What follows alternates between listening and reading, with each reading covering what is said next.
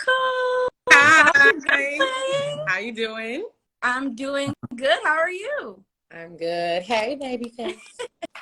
Good. How are Hey you? girl, I'm how are going you? to invite I'm good, SiriusXM thanks. as well. They want to be a part of this conversation because they noticed how huge it is. So um, let me go ahead and tap them in as well.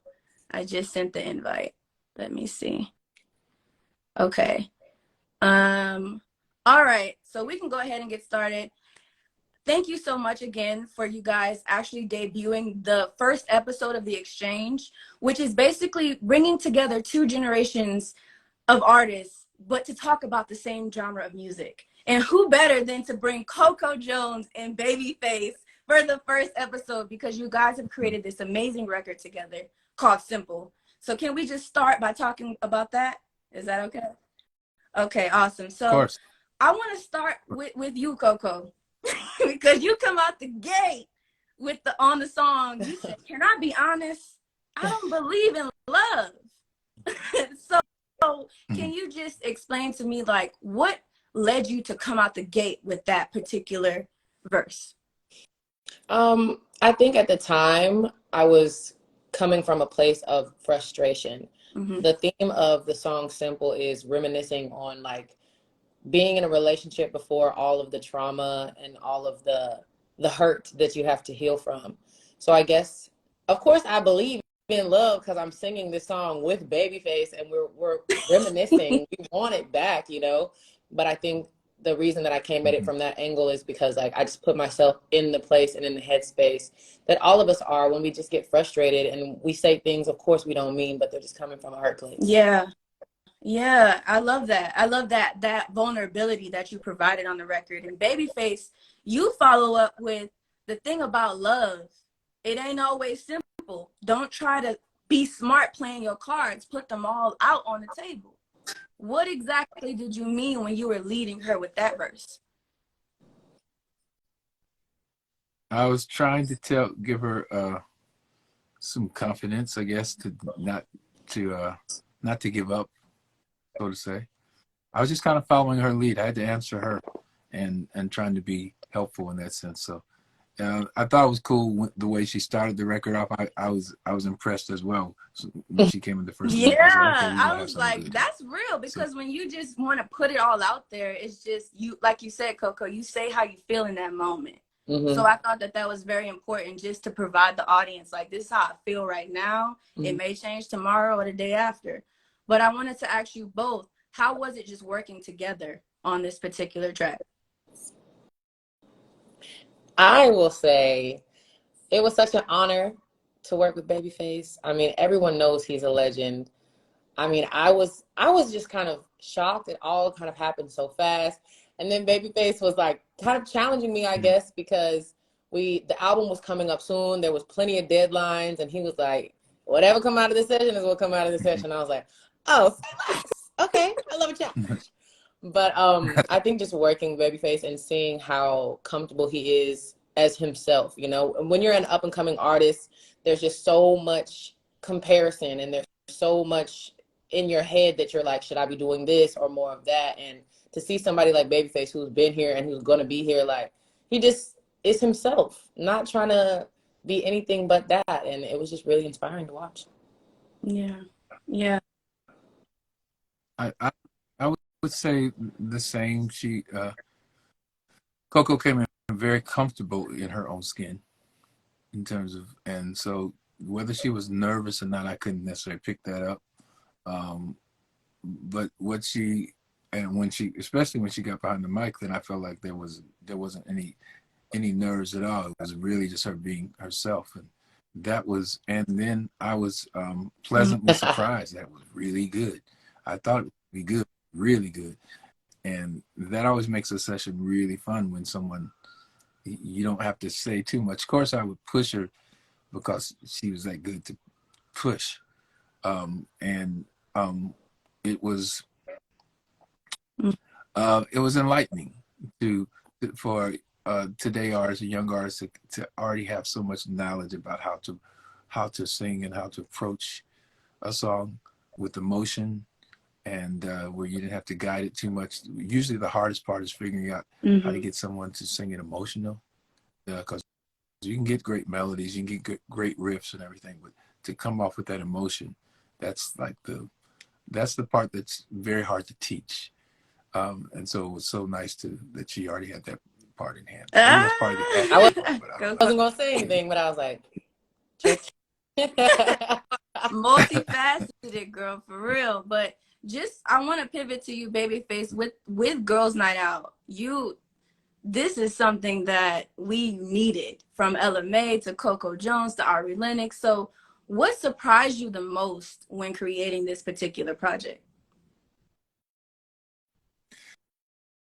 I don't know that I would say it was a surprise as it was a just a nice feeling of working with all these younger girls that really had a sense of who they were, who they are. And there's no confusion about that. And with almost every artist I worked in, they knew exactly who they were, which made it far easier to get to the point. Because everybody, we had one day, you know. So we came in and we had to write it and we had to sing it in that day. Might have been some overdubs after, but for the most part, the writing and singing had to happen in one day. So whatever that feeling was at that moment, that's what we had to roll with. And that was a fun process to kind of just go with it, because, you know, we probably could have put a lot more time in it and explored each other more. And certainly, in working with Coco, I was like, yeah, we got to do this again, because I think we can come up with great things. But it was great for that moment to, you know, when you push yourself to work within a particular time period. You know, sometimes it's going to come out great and sometimes it's not, but for the most part, I think everybody That's awesome. That's awesome. And I also want to shout out my SVP of SiriusXM. She says she loves you, Babyface. So I just wanted to say that. But Coco, also, you just came out with your debut EP, What I Didn't Tell You. So how are you feeling? You've just released your art. I feel grateful, honestly, that it received so much love. And it's just hard to put into words, because I worked for something for so long, and then to actually see it come to fruition, it's kind of like intimidating. Like, oh wow, okay, this is my time. Okay, I hope that I'm really basking in this, and I hope that I continue to break down these doors.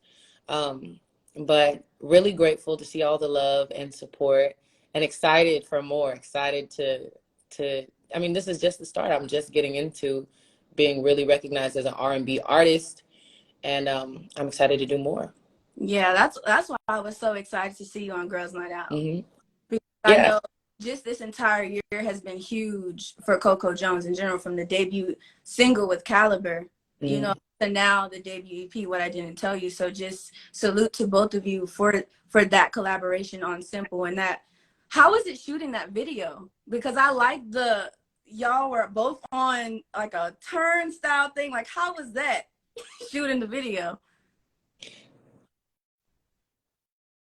I just walked in there and she was all dressed all cool and looking all sexy and stuff, and like had all these. It was the whole set was like really nice, and it was fast. Once again, it was about like doing the record, and I was they had me on one side, she was on another side, and it was just kind of like doing the record. It was it was fun. We didn't really we haven't really hung together to really know each other that much, but it was kind of like I already knew her still, even walking in the room. Like, you know, Coco's like very personable person. Is like she talks to you like she know your cousins and everybody, and so it was cool to do it. Yeah, I definitely agree. So this conversation, of course, I want to shout out What I Didn't Tell You. Everybody has homework after this. You have to go listen to the entire Girls Night Out, iconic. You have to listen to the entire What I Didn't Tell You, iconic. But we're going to deep dive into just R&B in general. And so I want to start with the inception of you, Babyface. I'm very curious about this conversation with Boosie Collins about how you got name BabyFace? I just want to know the story, if you don't mind.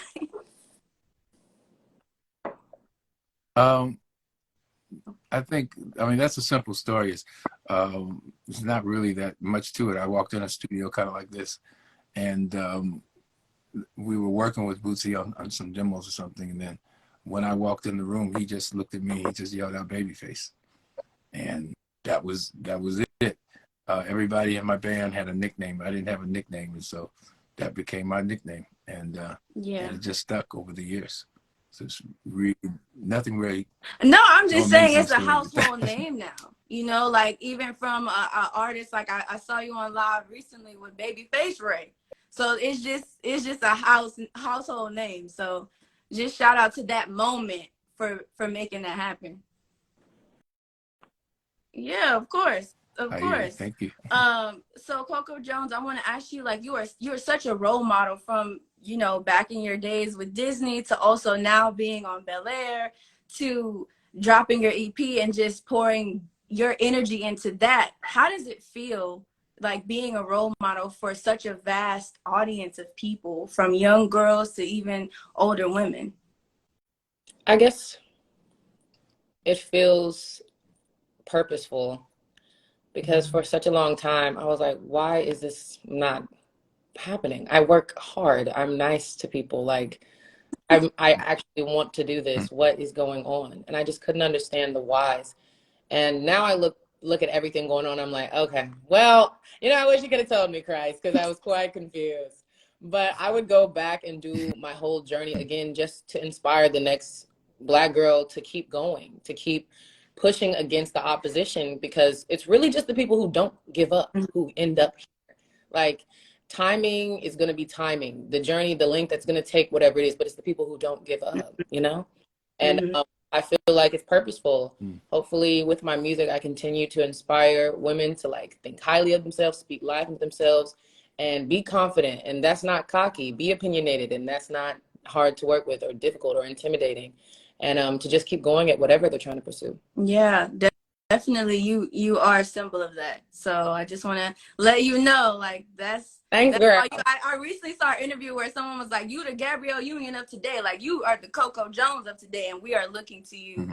And I don't think I know you're living in your purpose just by what you're doing, because I don't know if you remember, we met at Pandora, the office. It was very brief, but you are living in your purpose. So I just want to shout you out for that. You don't have to try. It's just something that comes naturally. Thank you. For sure. So this is a question for both of you. Yeah. And this is a age-old debate. Of course, you've heard the R&B is dead. I'm not into that, even starting it there.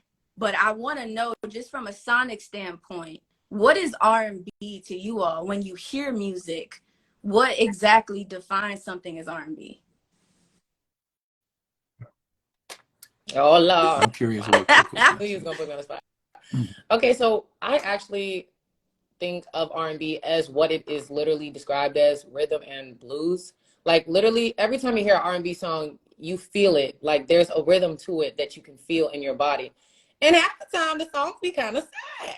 Like we're always talking about wanting love, not having love, needing love, being love, and it's about being vulnerable. That's what I think of as R&B. Like it's about being honest, taking whatever these feelings are, whatever experiences you have, and being willing to put them out there on the table, and just be truthful. That's what makes people feel. That's what makes these songs stand the test of time, is their emotions that everybody has felt, and they can take you back to those places, or they can make you feel heard if that's what you're feeling right now. That's what R&B is. It's purposeful. It's useful.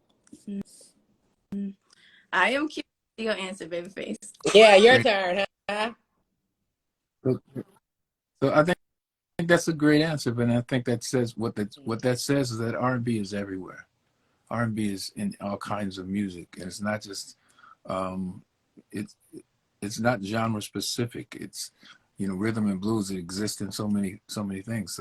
So many different artists over the years have always done R&B, and sometimes something might feel pop, but when you said it's being vulnerable, it's being emotional, it's being all these things. So like from starting like with Whitney Houston, you know, who, you know, was an R&B girl, but she had big pop records. But because those records were pop, didn't make it less any R&B from where it came from. So R&B has been it's been everywhere and it's in everything. So when someone says R&B is dead, that's to say that music is dead, because R&B is everywhere. I agree. Thank you both for that. And going to you, Babyface, so like just between the generations of working with the Toni Braxtons, the Whitney Houstons, to now working with the Coco Jones and the Ari Lennoxes of the world, what is something that you see as a constant, you know, with working with these different generations? A constant. That's interesting. You know, everybody's wants to put their feeling and become an individual artist and shine in their own way. And I think that more than the question of being the constant, I think more what I was impressed with is, as I said a little bit earlier, is how every artist that I work with today, they really had a sense of who they were. And in the 90s, it was a question of trying to figure out who you were, and trying to figure out what you should sing and how you're going to please the audience. Whereas today, it feels a little bit more like how I'm going to pull y'all into what I do. You know, in terms of what can I do for you is what are you going to accept from me?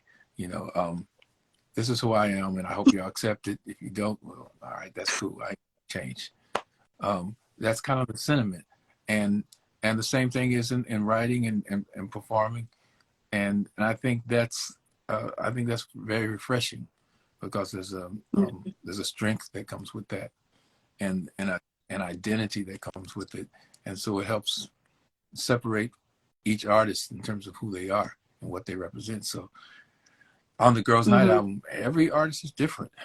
There's, you know, and you have all these people that are doing R&B, but they all are different from each other, and that has a lot to do with just how women are today, and how they look at themselves. They look at themselves differently, and they are far more independent and stronger than before. They're not walking around talking about how their heart is broke. It's like you ain't gonna break mine instead, you know.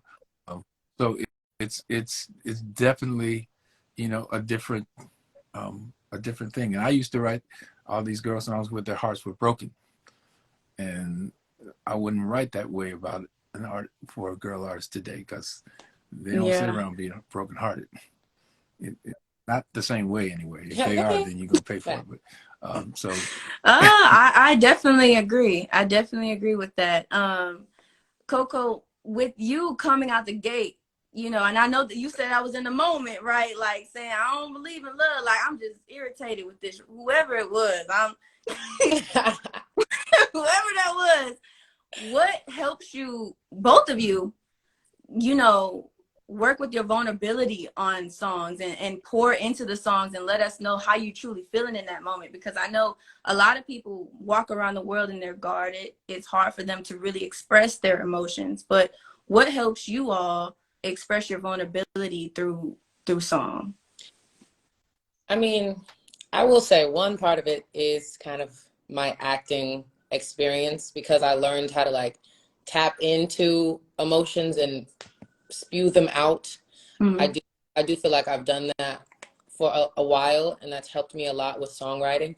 But then also I've also learned, like, you can't be a character in this industry and be successful as an artist. Like, if I'm just pretending to be X, Y, and Z, it's not gonna connect. So for me, it was kind of more about being intentional with finding who I am and being secure with who I am. And then I can express that, and I can share that and not feel like I'm playing another character. Like, learning who I am helped me to speak and sing about my stories and about my life. And I also think, like, being intentional, you want to make songs that connect, so you can stay surface, or you can really dig deep into these journeys and be specific, because people listen to these lyrics and there's so much social media, there's so much content. They want something that they can feel. So you have to give them that or not, and your song will get skipped. Mm-hmm. So it's more about being intentional. Like, do I want to make something trendy, or do I want to make something that stands the test of time? Mm-hmm. That's very true. I feel like right now, especially with the social media, the digital age, it's easy to give a little trendy 15 seconds of song, you know. But I do think those that don't do that and actually pour into the music, it lasts. Yeah. But I want to go to you, Babyface, but just for, you know, from Whip Appeal to now, like, what helped you at such a younger age? Because you started this music thing, like you were doing this. I don't know how much I've deep dived into you, but I know you've been a part of so many different like bands and things of that nature. So like, what helped you at such a young age tap into your vulnerability just as a Black man as well? I think that when you're young and when you get your heart broke and when you fall in love, and Okay. it's all the same, black, Okay. white, brown, whatever, blue, purple. Love truly is universal, and people get their hearts broke the same way, and people fall in love the same way. And I think that so I was always like falling in love and getting my heart broke as a young kid. It was undeserved in terms of blaming it on anybody because they didn't know. So but I would take that and exaggerate the feeling when I would sit there and write a song, and that would just be part of it. So, you know, being vulnerable when you're part of it is it's not a question of acting, it's when the music makes you vulnerable.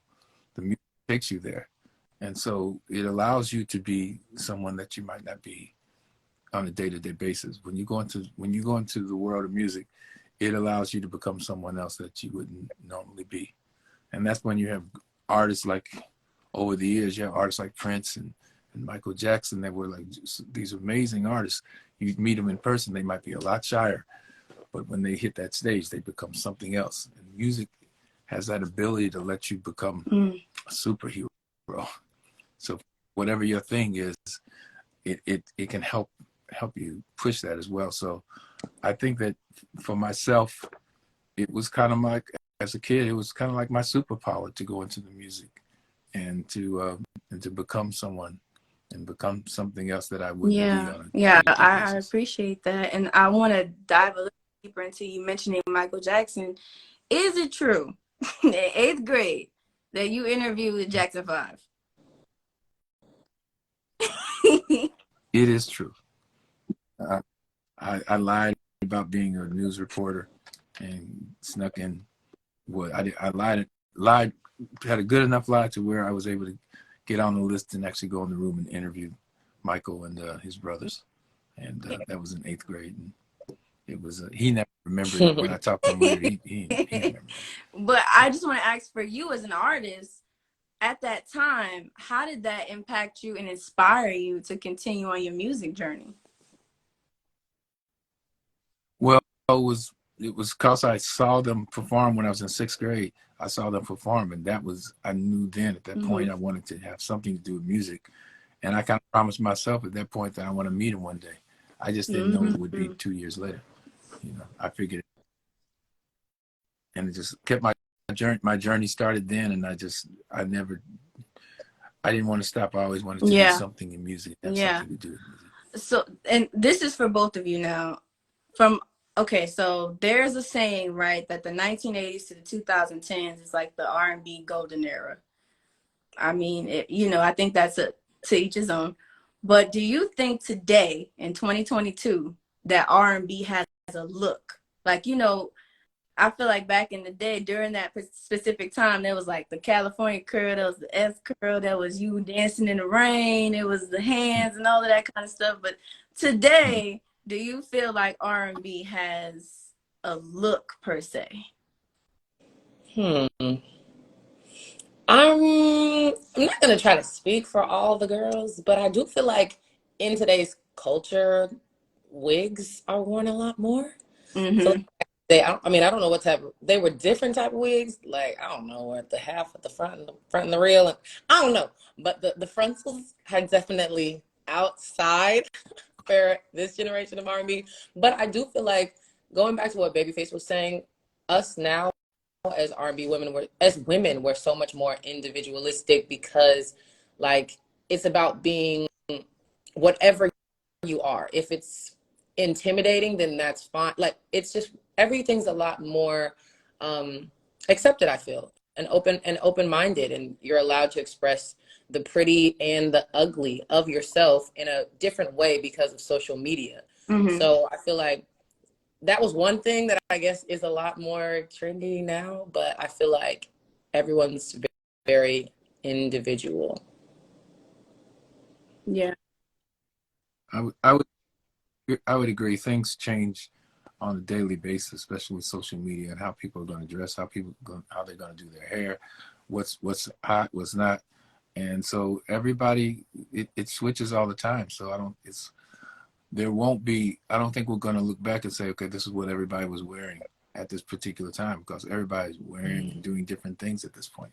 Artists are completely different from each other. You can tell the difference between Coco and Ari Lennox and Kehlani and Ella Mai. They ain't doing the same thing. So and that's to name a few. To go, Baby Tate is not gonna rock it like Coco rock it. So it is, everybody's got their own thing, and I think that wasn't always as easy to do back in the day. You kind of had to follow suit with what was accepted and acceptable. At this point, you can kind of just make your own. You can make your own way. Lizzo making her own way. Breaking the rules. What you think is supposed to be acceptable or not acceptable. Kehlani, making what you think is supposed to be right or not right. At this particular point, the door is wide open to be yourself, and that is also in fashion as well as in the music. What do you guys think has helped the door open from the back in the day to now? Like, what has helped that door open up more for people to just be themselves? Is it social media? Is it you think so? Yeah, so I mean, there's good and bad that comes with social media.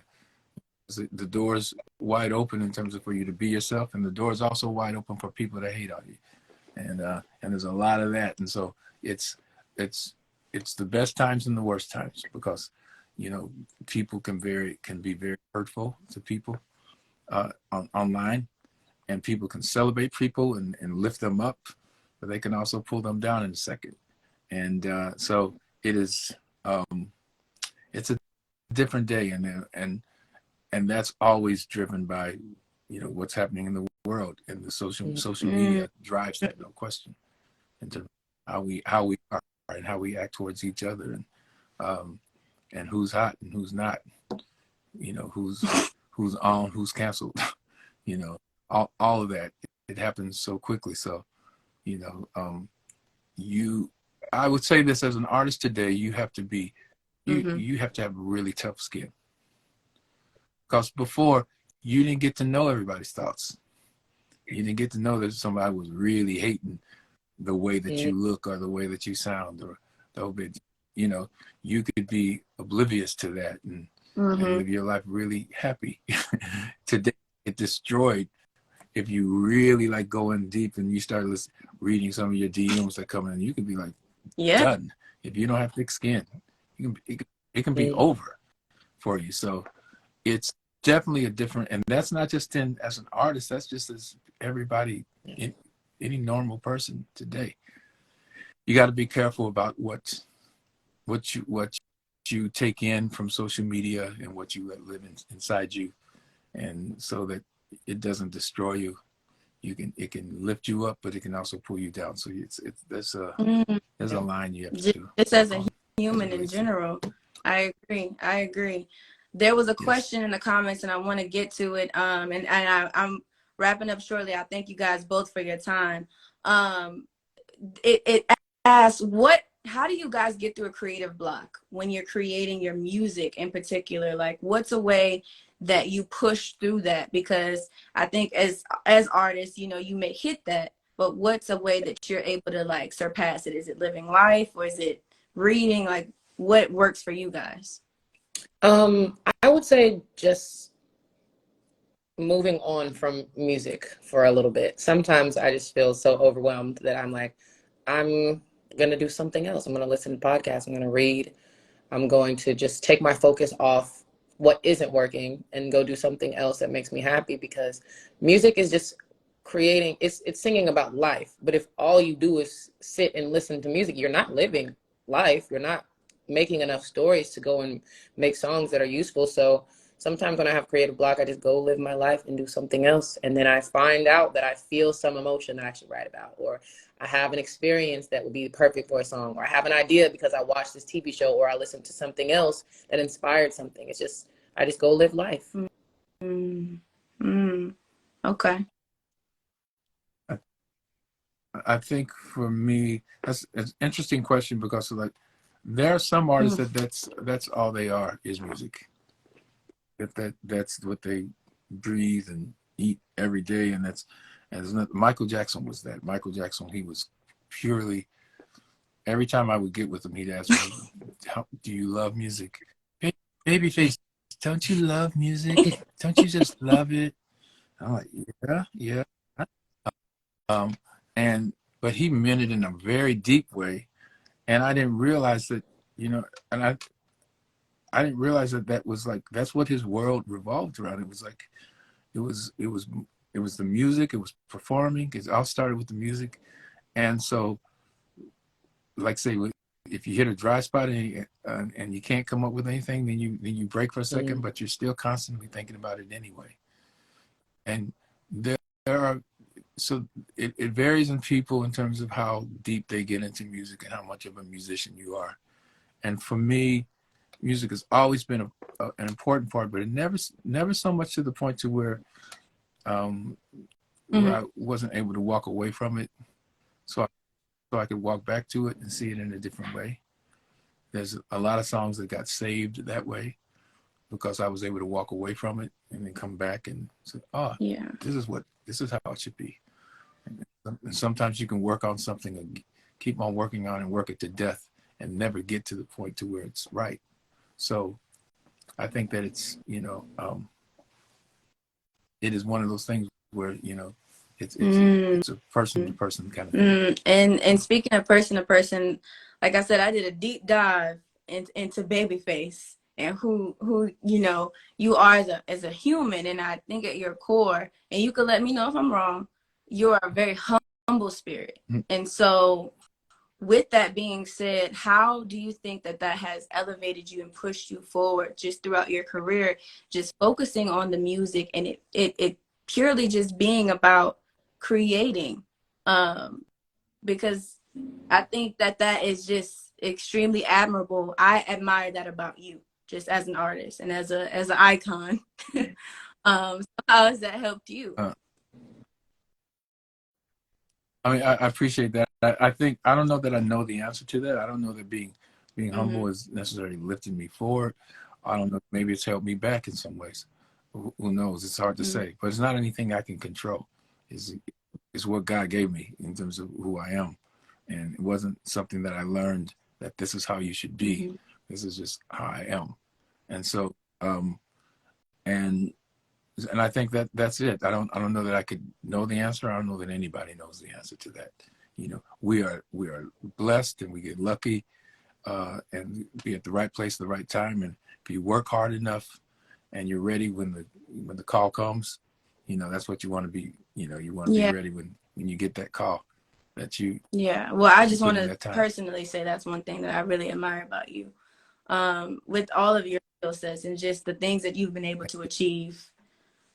So thank you for showing that to me, just as a human. um of course, and also Coco, I want to shout you out for being our first ever artist accelerator.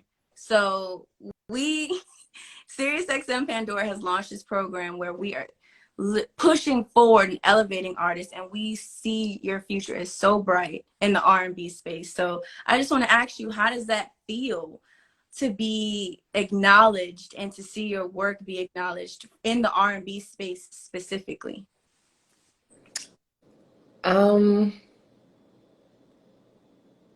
Feels great. No, I mean, I think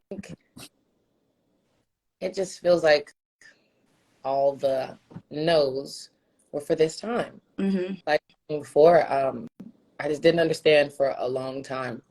And I think the more that I see God's plan for me unfolding, I understand. So, I mean, grateful. And I don't have a lot of words because it's just like, I can't believe the things that are happening sometimes. I'm just taking it day by day. But I want to make all these people that believe in me proud. So continuing to work. Yeah. Yeah, well, we want to just say that we see you working and throughout your entire career, like we are behind you 1000%. Now, are we taking girls' night out and what I didn't tell you on the road? Like, what's tea? What's going on? I'm trying to be on the road.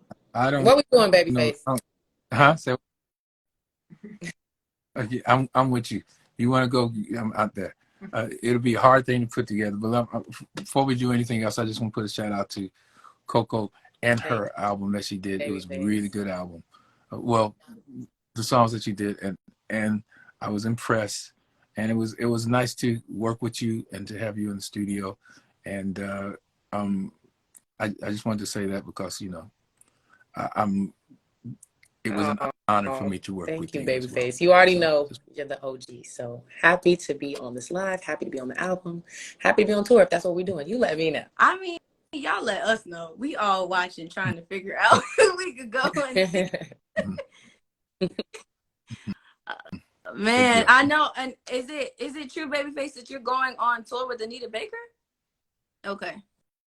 Okay, so yes. we will, everybody on here, let's look out for that because we want to go and we want to sing along with everything that you got going on, BabyFace and Coco. We're going to be watching. I mean, you can let us know. We can see Caliber on tour. We can see, you know what I mean? I'm trying to be on tour. As soon as I finish season 2, I'm on someone's stage. So look out. There you go. There you go. Well, my last question for both of you is, one, I want to thank you for being the epitome of R&B and pouring into that genre and giving us things to listen to and love on and learn from. But also, what do you hope for the future of R&B in general?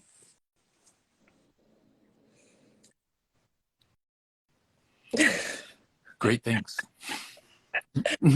I keep it really simple. Great things. I hope it, with all the artists that I see that have been coming with new things, I expect for there to be great things, and I've seen great things already starting to happen. So I'm very inspired by it. My one thought that came to mind is more positivity in music in general. Mm-hmm. Like back in the day, there were like some very like self-empowering songs, and I would like to see more of that. For sure. For sure. Okay, well, look, we'll start with you guys, and thank you so much for empowering us just with y'all's record, y'all collaboration record, Simple. Thank you so much for giving us a piece of y'all's time today to talk about the state of R&B and just understand that it's not dead. It's evolved from so many beautiful things, and it lives in so many different other genres. So thank you, thank you, thank you, thank you. I appreciate your time just as a person. Thank you for having us. You asked some great questions, by the way. Of course. You guys have a great day, and I look forward to more that you guys are doing. I'm gonna be jamming what I did tell you at Girls Night Out for everybody on here. Thank you so much. Talk to you later. Bye-bye. Thank you. Take care.